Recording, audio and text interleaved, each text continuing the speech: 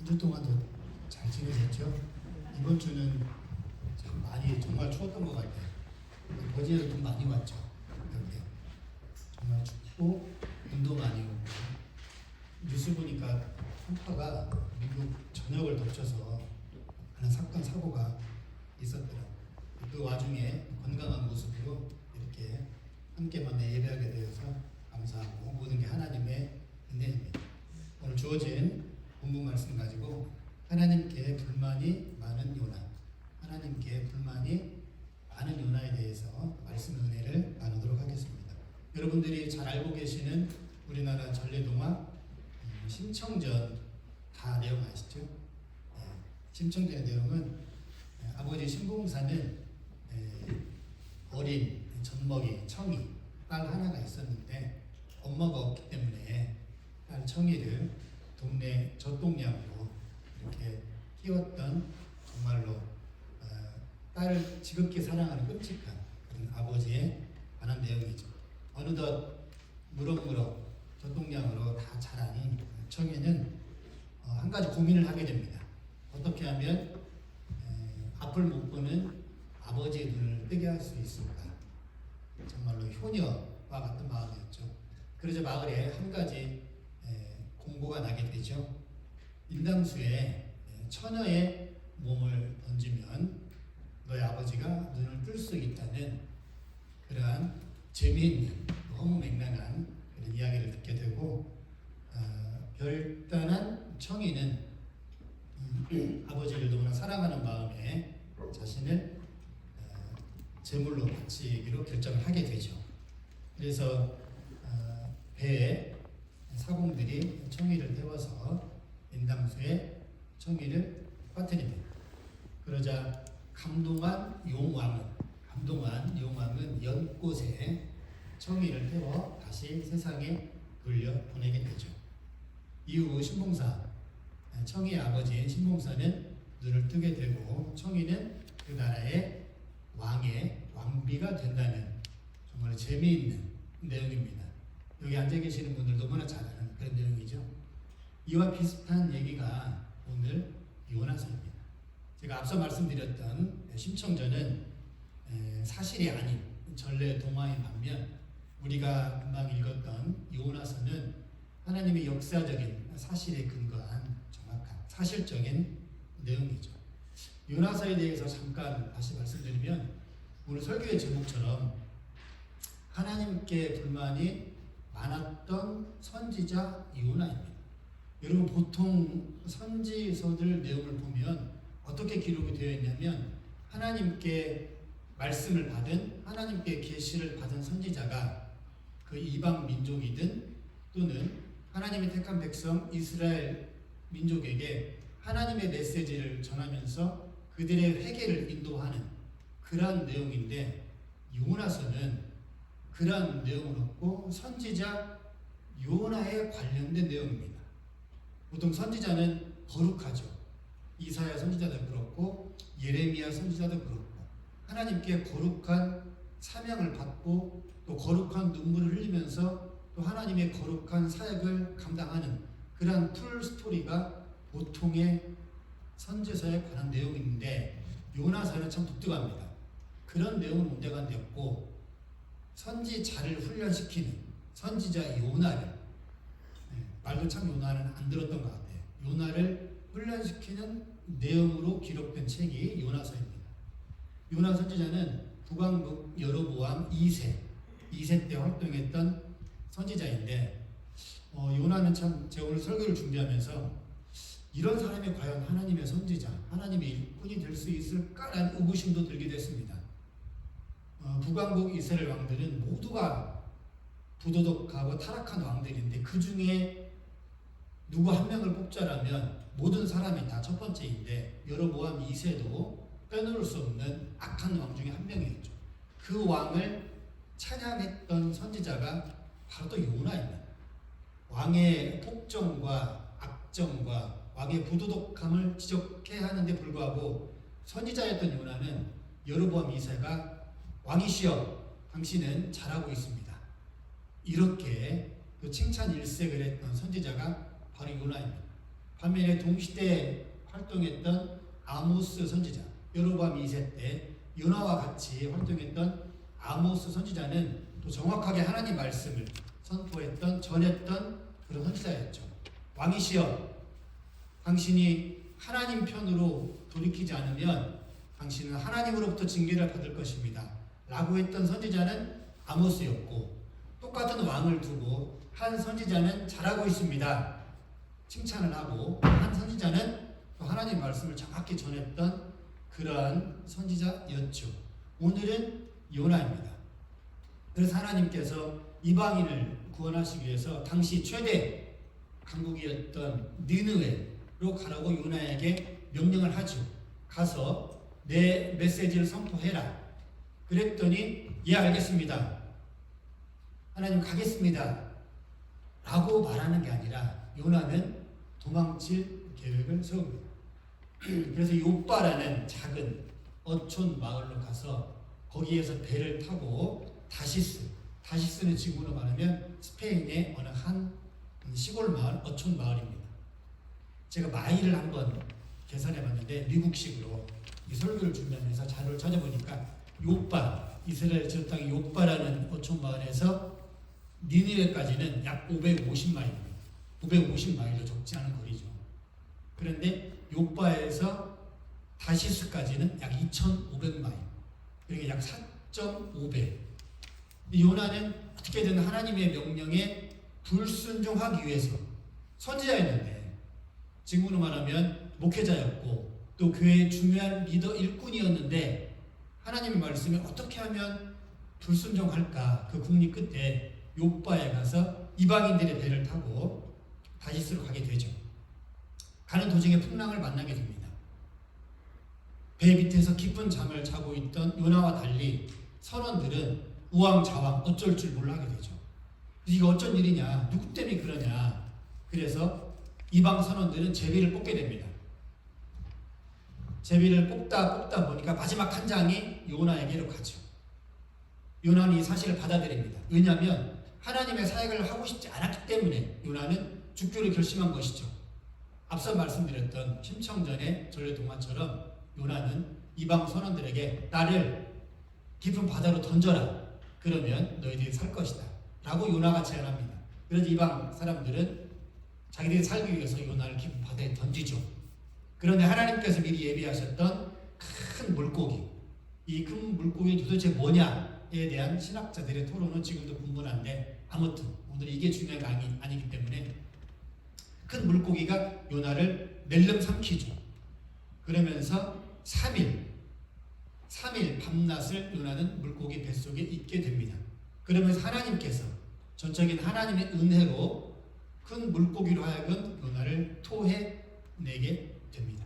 그러면서 오늘 3장 1절과 2절 말씀에 하나님께서 요나에게 다시 한번 이렇게 말씀하시죠. 여호와의 말씀이 두 번째로 요나에게 임하니라 이르시되 일어나 저 큰 성읍 니느웨로 가서 내가 너에게 명한 바를 그들에게 선포하라 하신지라. 요나는 죽었다 살아났습니다.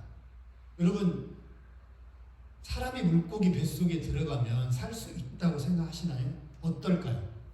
살 수 있죠. 요나서 기록에는 하나님이 하시는 일이니까. 이 설교를 준비하면서 또 여기저기 찾아보니까 실제로 이 역사 가운데 2번 그런 일이 있었더라고요. 1867년에 어떤 큰 물고기 뱃속에 삼켰던 어부가 물고기가 토해내서 살아남았던 그 기록이 정말 있더라고요. 저도 깜짝 놀랐습니다. 그 전까지는 몰랐는데 설마 이런 일이 가능할까? 하나님의 강권하심 외에는. 근데 그런 일이 있었더라고요. 아무튼 죽다 살아난 요나는 하나님의 말씀을 들을 수밖에 없던 처지가 되었습니다. 왜냐하면 머리를 굴려서 어떻게든 하나님의 말씀에 순종하고 싶지 않아서, 불순종, 순종하고 싶지 않아서 가보려고 그리고 자살은 못하니까 이방 선원들로 하여금 나를 좀 죽여달라고 해서 자살도 피할 수 있는 정확한 알리바이를, 스토리를 다 만들었던 요나는 또 하나님의 강권하심, 하나님의 개입하심으로 다시 살아나게 되죠. 하나님께서 또 요나에게 말씀하십니다.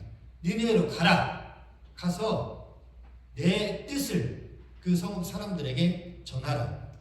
그러자 3절과 4절에 요나는 이렇게 행동합니다. 요나가 여호와의 말씀대로 일어나서 니느웨로 가니라. 니느웨는 3일 동안 사흘 동안 걸을 만큼 하나님 앞에 큰 성읍이었다고 기록하죠. 요나가 그 성읍에 들어가서 하루 동안 다니며 외치려되 40일이 지나면 니느웨가 무너진다 합니다. 여러분 저를 잠깐 보십시오. 3절과 4절 보면 요나가 어떠한 사람인지 정말로 정확하게 나와 있습니다. 정말로 선지자로서는 또 하나님의 특별한 사명과 부르심을 받기에는 정말로 부족한 사람. 어쩌면 이 앞에서 설교하고 있는 유목사와 같은 저와 같이 정말로 부족한 사람이 아닌가 싶어요. 자, 들어보세요. 역사학자들은 니느웨 성이 얼마나 컸냐면 성의 둘레가 약 95km 정도입니다. 이걸 마일로 환산하니까 우리 미국에 사니까 미국식으로 약 60마일 정도라고 합니다. 60마일. 우리 집사님, 저도 젊은 축에 편입시키도록 하겠습니다. 젊은 사람들은 어찌어찌 걸을 수 있겠지만 연세가 지긋하신 분이 이 95km, 60마일을 걷기란 쉬운 일이 그렇게 아닙니다. 또 3절 말씀 하나님께서는 니느웨는 3일 동안, 사흘 동안 걸을 만큼 아주 큰 성이라고 하죠. 그런데 4절의 요나는 어떻게 하죠? 하루 만에. 이게 요나의 성품입니다. 하나님께서는 성이 너무나 크기 때문에 여러분 사흘 동안 걸을 수밖에 없는, 걸어도 부족한 그 큰 성을 요나는 4절에 보니까 얼마 만에 걷죠? 원데이, 하루 만에. 이게 요나의 모습입니다.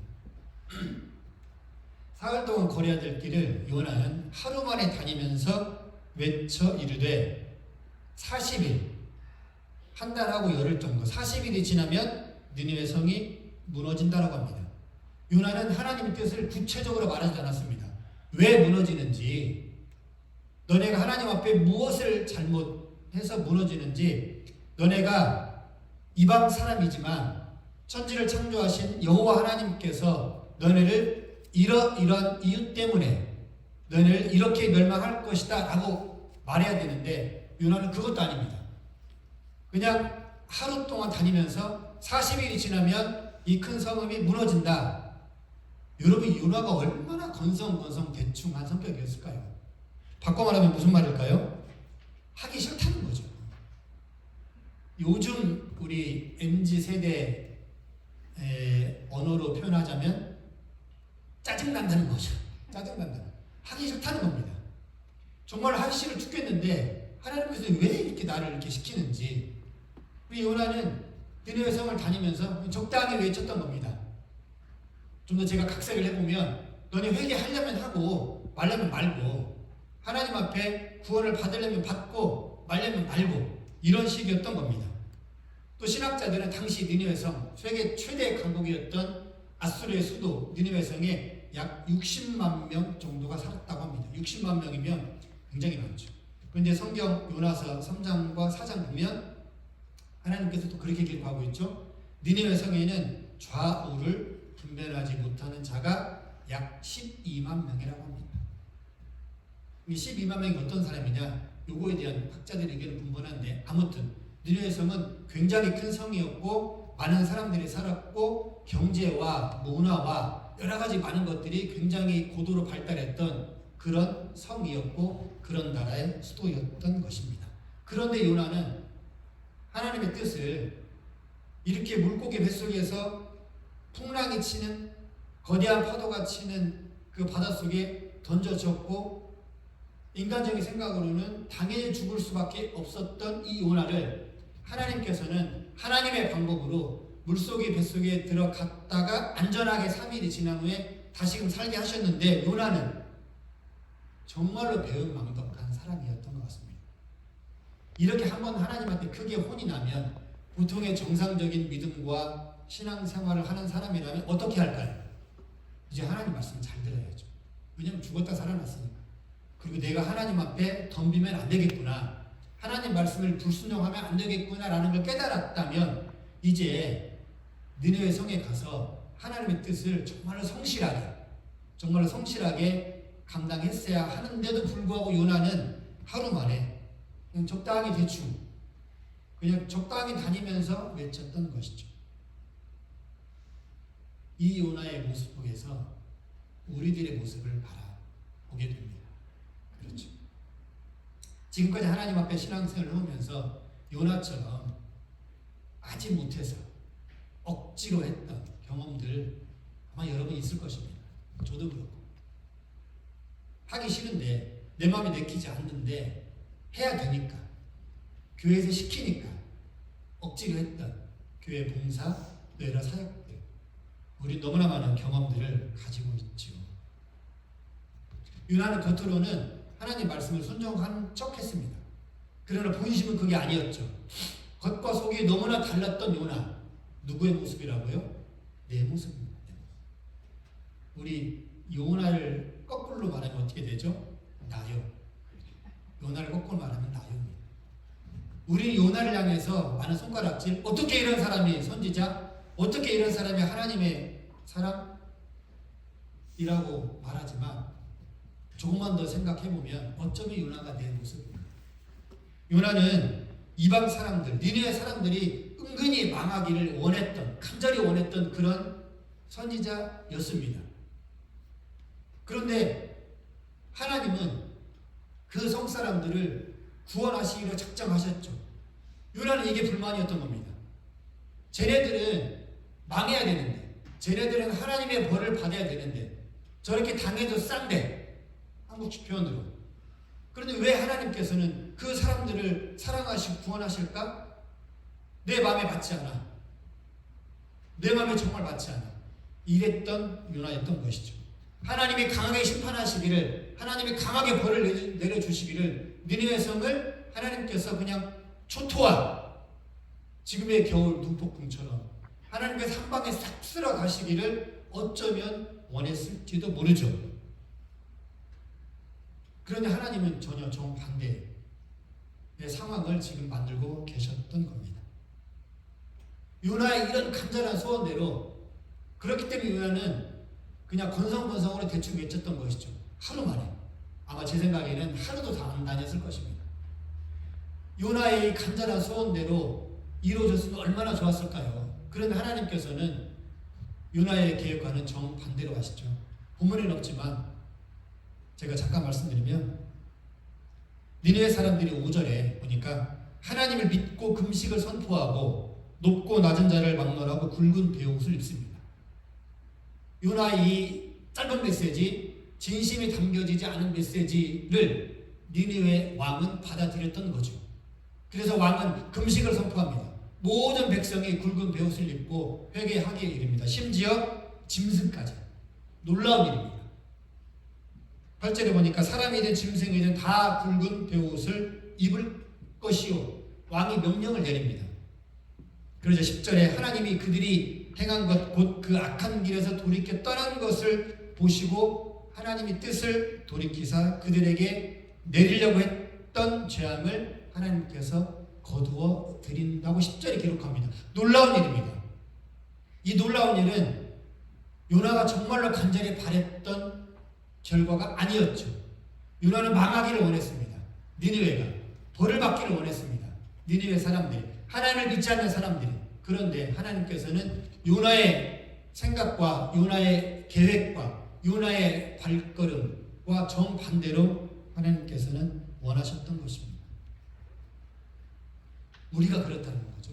우리가 신앙생활 하다 보면 교회 공동체 안에서 저 사람 정말로 꼴보기 싫어 죽겠는데, 저 사람만 없으면 내가 신앙생활 더 열심히 잘하겠는데, 정말로 더 재밌게 하겠는데, 저 사람 때문에 교회 가기 싫다, 이런 마음도 들었던 때가 있었을 것입니다.